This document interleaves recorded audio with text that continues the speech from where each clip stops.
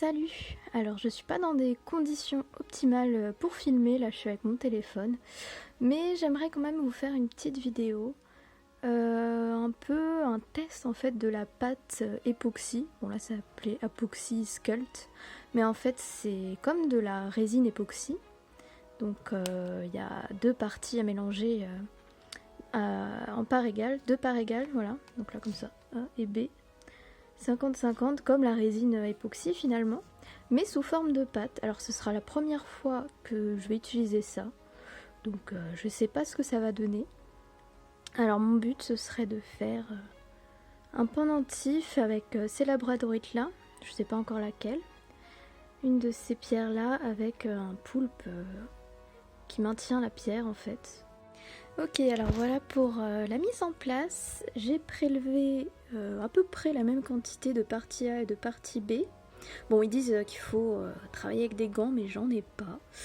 Donc c'est pas très judicieux. Je vous conseille plutôt d'en avoir parce que je pense pas que ça soit très très bon pour la peau. Mais bon, pour la science, on va faire sans, hein, tant pis.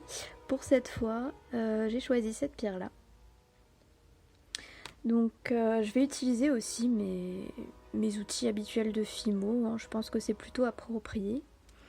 Et je travaille sur une surface plus ou moins lisse. Voilà, là c'est une pochette plastique. Je vais mélanger les deux parties ensemble et on se retrouve pour l'accélérer du processus de modelage.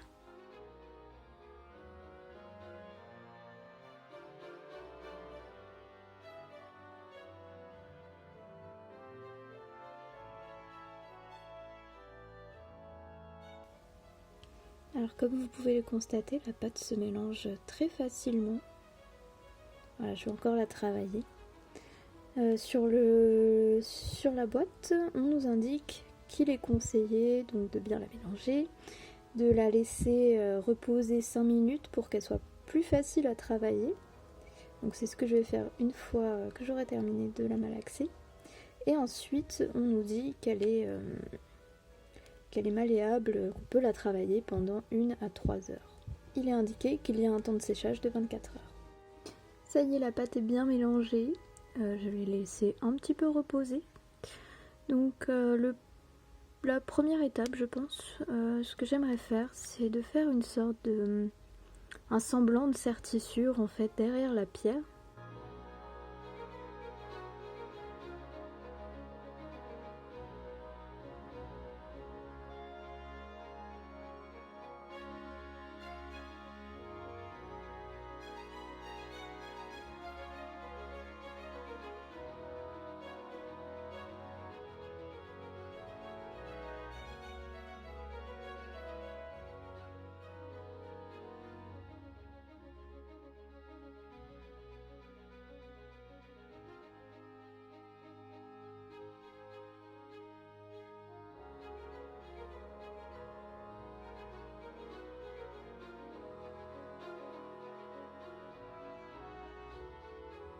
Bon, voilà ce que ça donne. Ce que je peux vous en dire avec les premiers essais, c'est que la pâte est très très molle.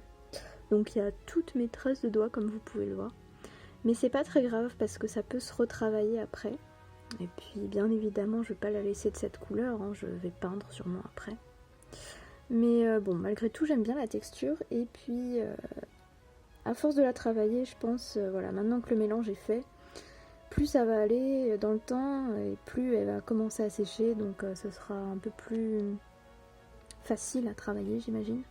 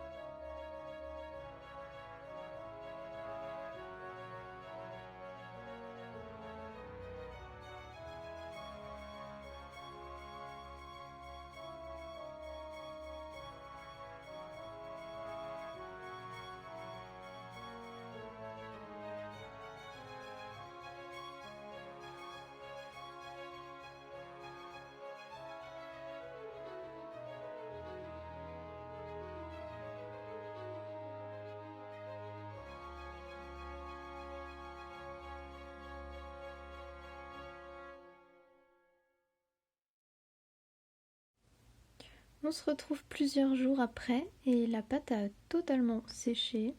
Voilà, elle est bien dure. Et donc voilà, donc le résultat pour l'instant est tout gris, mais on peut peindre par-dessus. Je ne sais pas encore ce que je vais faire avec, donc je le laisse comme ça pour l'instant. Regardez, on voit bien tous les reflets de la pierre. Voilà, donc j'ai beaucoup aimé travailler cette pâte, c'est une belle découverte. Je pense qu'il y a plein de choses à faire avec, donc à voir pour de prochaines vidéos, prochains projets. Donc je vous laisse là-dessus. Merci d'avoir visionné la vidéo et à bientôt.